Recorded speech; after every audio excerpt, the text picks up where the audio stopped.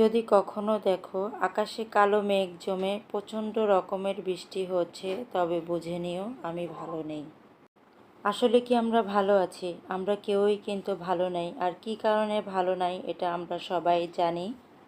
কত মায়ের কোল খালি হয়েছে, তাদের সান্ত্বনা দেওয়ার মতো ভাষা আমাদের কারো নাই।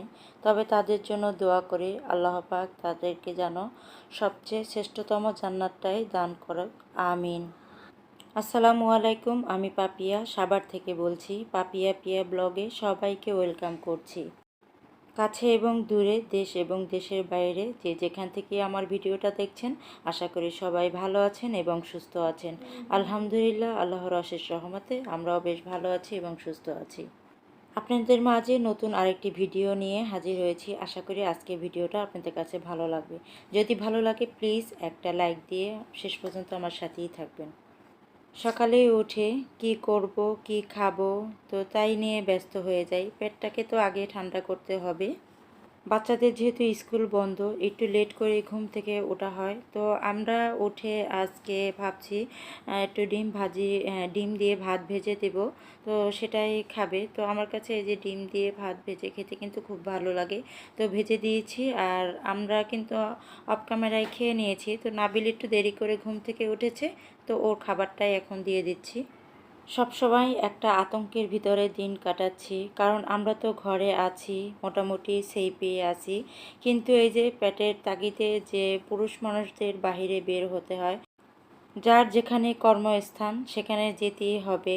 তো যখন বাসা থেকে যায়, বাসায় ঠিক মতো না ফেরা পর্যন্ত একটা টেনশন কাজ করেই থাকে।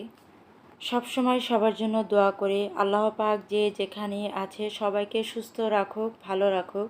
কারণ যারা আমাদের মাঝ থেকে চলে গেছে তাদেরকে আর পাবো না। তবে যারা আছে তাদেরকে আল্লাহ পাক যেন হেফাজতে রাখে, সুস্থ রাখে, ভালো রাখে। অনেক কথা বলে ফেলেছি।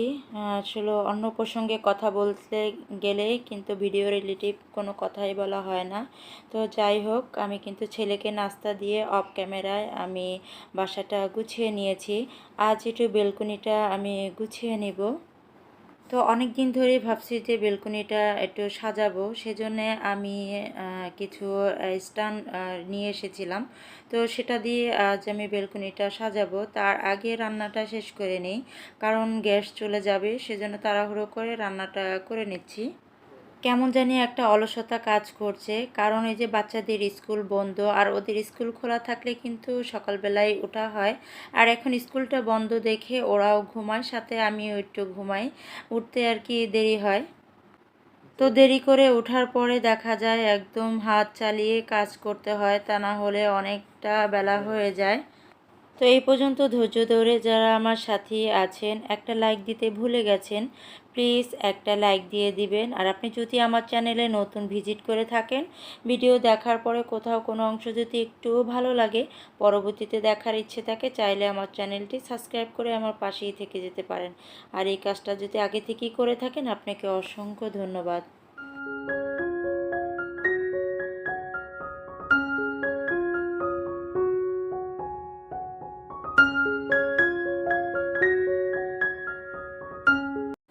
ভাতটা বসিয়ে দিয়েছি আর এই দিক থেকে আমি মাংসটা ভেজে নিচ্ছি। আমার অনেক প্রিয় আপুদের ভিডিওই দেখতে পাচ্ছি না নেটের কারণে, কারণ নেট এত স্লো। মানে ভিডিও ক্লিক করলেই দেখা যায় শুধু ঘুরে আর ঘুরে। তো আমার প্রিয় আপু ভাইয়াদেরও কি নেটের সমস্যা হচ্ছে কিনা চাইলে আমাকে জানাতে পারেন। আমাদের এখানে তো অনেক নেটের সমস্যা হচ্ছে।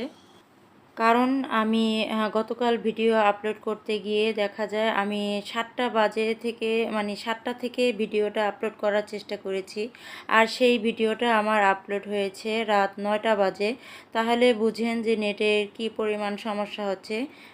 এরকম সমস্যাটা কি আপনাদের সাথেও হচ্ছে কি না চাইলে আমাকে জানাতে পারেন।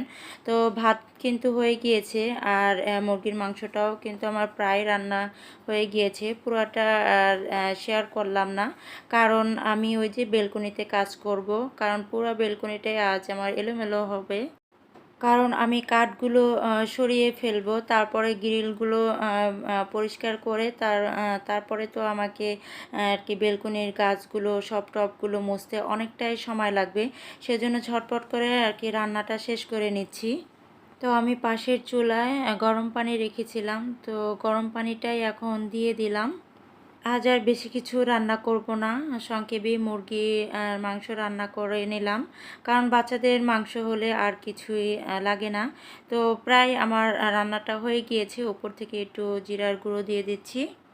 যেহেতু বেলকনির কাজ করব, সেজন্য আমি আগে থেকেই টেবিলে সব খাবার রেডি করে দিয়ে নিচ্ছি। খাবারটা রেডি থাকলে আমার ছেলে, আপনাদের ভাইয়া সবাই নিয়ে খেয়ে নিতে পারবে, তখন আর আমাকে ডাকাডাকি করবে না। আর কোনো কাজের ভিতরে যদি ডাকাডাকি করে তখন কিন্তু আমার একদম ভালো লাগে না।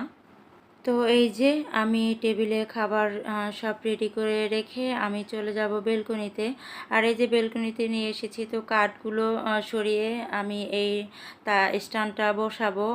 অনেক আগে একটা স্ট্যান্ড নিয়ে এসেছিলাম, তো একটাই রেখেছি, এখন আরও দুইটা নিয়ে আসছি।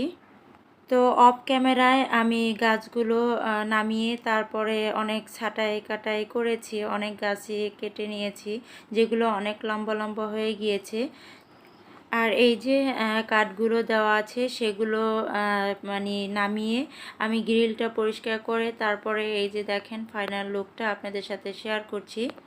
আমার বেলকনিতে কিন্তু অনেক রৌদ্র পড়ে, আর কাজ করতে করতে আমার এত মানে মাথা ব্যথা শুরু হয়ে গিয়েছে, সেজন্য আর আপনাদের সাথে ওভাবে কিছু শেয়ার করিনি, আমি অফ ক্যামেরায় গুছিয়ে নিয়েছি। আর আমার যে নতুন স্ট্যান্ড দিয়ে বেলকনিটা সাজানো আপনাদের কাছে কেমন লেগেছে অবশ্যই আমাকে কমেন্ট করে জানাবেন। আমার এই যে নয়নতারা গাছে মাশাআল্লাহ কত ফুল ফুটে আছে, আমার এই গাছগুলো একদমই কাটতে ইচ্ছে করে না, কিন্তু অনেক লম্বা হয়ে গিয়েছে গাছগুলো, দু একদিনের ভিতরেই কেটে দেব। আর কিছু কিছু টপের গাছগুলো আমাকে একটু চেঞ্জ করে নিতে হবে, কারণ অনেক দিন হয়ে গেছে যে গাছ একই টপে আছে। আজকের ভিডিওতে এখানেই বিদায় নিচ্ছি। আমার কথা ও কাজে যদি কোনো রকম ভুল ত্রুটি হয়ে থাকে প্লিজ ক্ষমা সুন্দর দৃষ্টিতে দেখবেন। সবাই ভালো থাকবেন, সুস্থ থাকবেন। আল্লাহ হাফেজ।